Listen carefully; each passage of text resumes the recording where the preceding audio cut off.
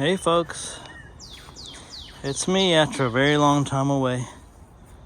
I just recorded this video for a while and then just realized it was never recording all along, so I'll do a speed version of everything that I said. But it's been a while, so I just want to give you a quick life update and show you my bike as in its current state. Got new tires. I think I showed these before. They're more like street tires. They're slicks. I like the double color. These are new pedals, different than the ones that came on this bike. They're mountain bike pedals, so they got these little knobs here. They don't slip at all with my feet, with my shoes, which my other ones always felt a little bit unstable. Got a new bag, the other one just wore out. And this one's a little bit bigger. I like it, and this one it doesn't flop around a lot like the other one did. There's a lot of other stuff that's new on the bike that I'm going to tell you about in a minute, but let's get started. So it's been, well, okay, I got my bike back working a week and a half ago, about a week ago.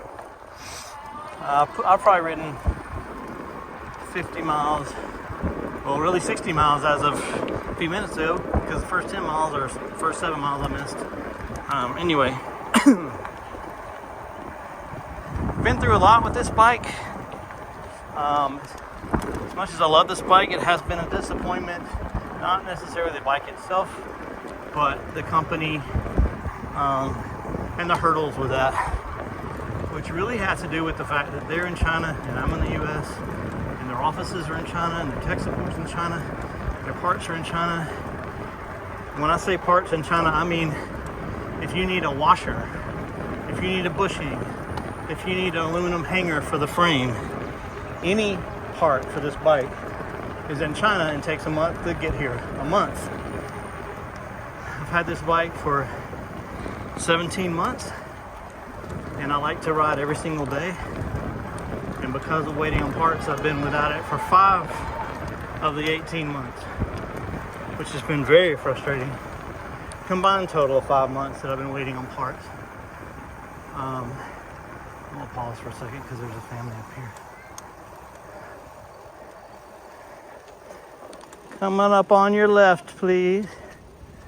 How are y'all today? Good, how are you? Good, it's a nice day to be out here. Glad it's not storming. Okay. Long story made short, try to keep it short.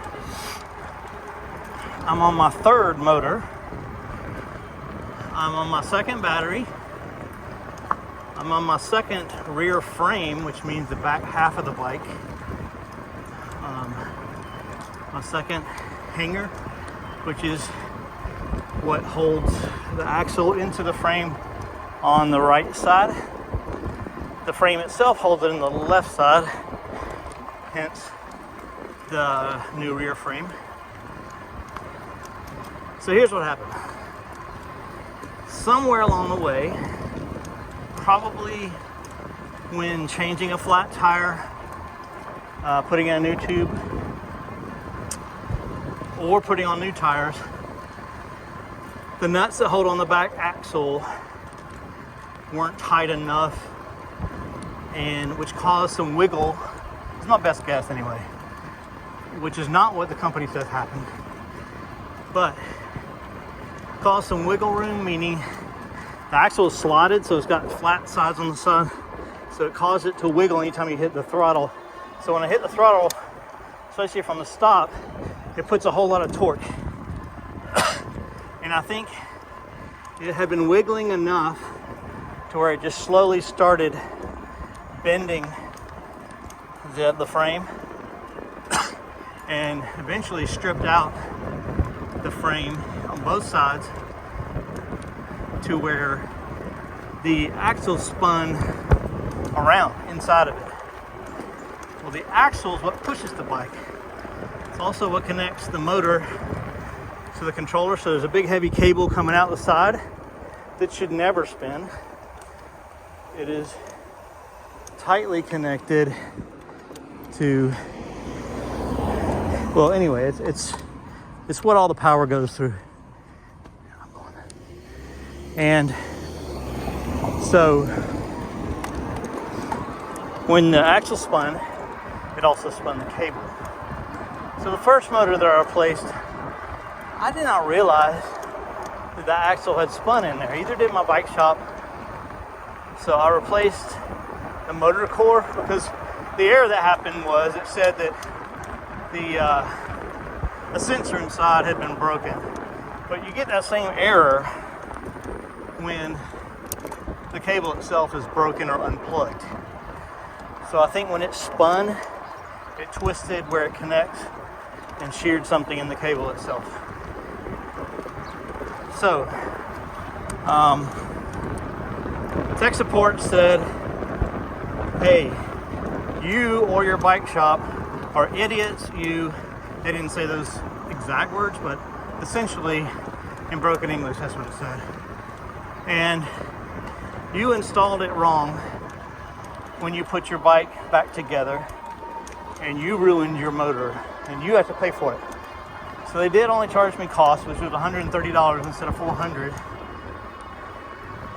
But I had to wait a month to get it. So then I put it back in, same thing happened. It starts wobbling, spinning, tore up that motor. This time, it also sheared off the axle on the inside because it's spinning in the frame. So both parts, the axle, which is Bafang brand, and the frame itself became sheared off inside. So I had to order a new frame, back frame. They didn't have any in stock, so they had to make one for me from the factory. So that was 6 weeks. They made one, they sent it to me, and it was the wrong size. It was different specs than what the original was.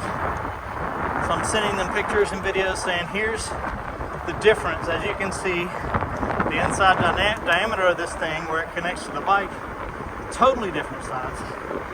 They insisted that it was the bike shop's fault that installed it, and they lost some parts, and that they needed to find the parts, and it was not their problem, not covered in warranty, all my fault. And of course, with these Chinese companies, what that means, every time you're arguing with them, their response is, well, send me some videos.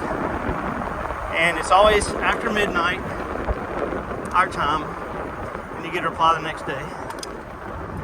So there's a 24-hour wait with every correspondence in each direction. Unless you're like me and you're a night owl and you're messaging them at 2 in the morning. But even then, they stop responding after 2 or 3 messages a night. So ultimately, I was able to show them a pretty irate video showing that here's both frames in hand, disassembled, and you can see that this one is vastly larger than the one that came on it. So they manufactured some bushings to make it work, and made those in a factory in China, and sent those from China to me another month. So then, that was before I realized that that second motor was also ruined because the axle had been sheared off. So they argued about that too. You know, it's all my fault. A bike shop, they don't know what they're doing, and nothing's covered under warranty because it's all because of it was improperly installed. Not the case. You can look at the parts and see that's absolutely not what happened.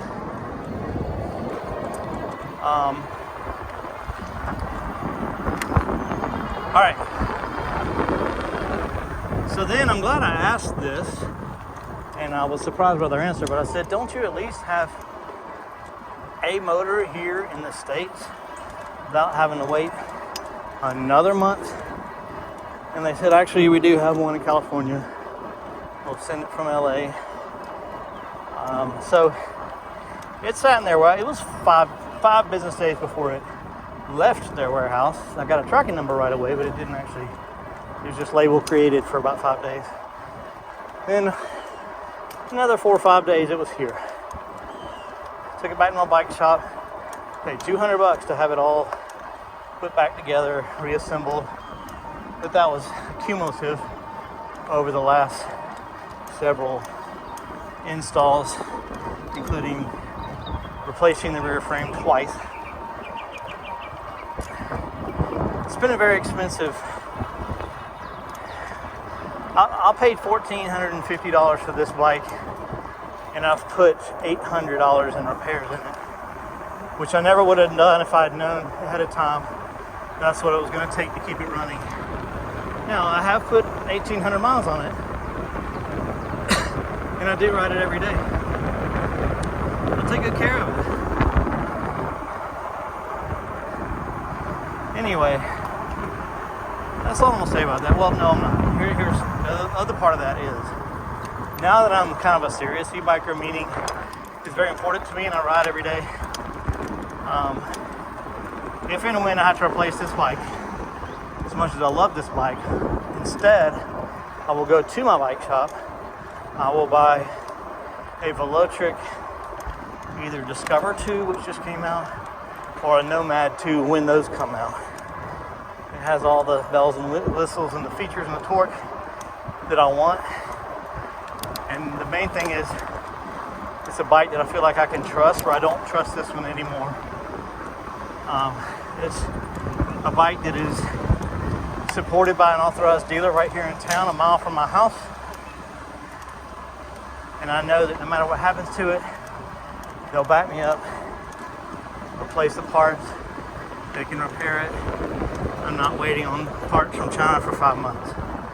So I wish I could recommend this bike still like I used to. I do love this bike when it's working. I mean, it's the perfect bike for me. It's got tons of torque, tons of power. I get lots of exercise. I feel safe on it. It's solid. I don't need one that's faster or more powerful. As much fun as it sounds to get a Wired Freedom or a Aerial Grizzly or something like that. This one is great for what I want. I have no plans to replace it until I have to. But I won't be buying another bike whose sales force or who all their employees are in China, the parts are in China, the bike's in China. I'm done with that. No more of that. Learned my lesson there. My son, who actually just got engaged, really excited for them. More on that on my next video. He still has his Hey Bike Max, and he loves it. He rides several days a week, usually early in the morning before I even get up.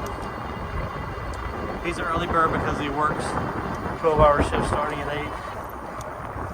So he tries to keep that schedule.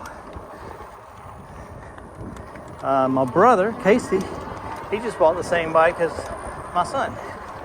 And he and I have been riding twice this week together. Had a blast. We're going to make a habit of that.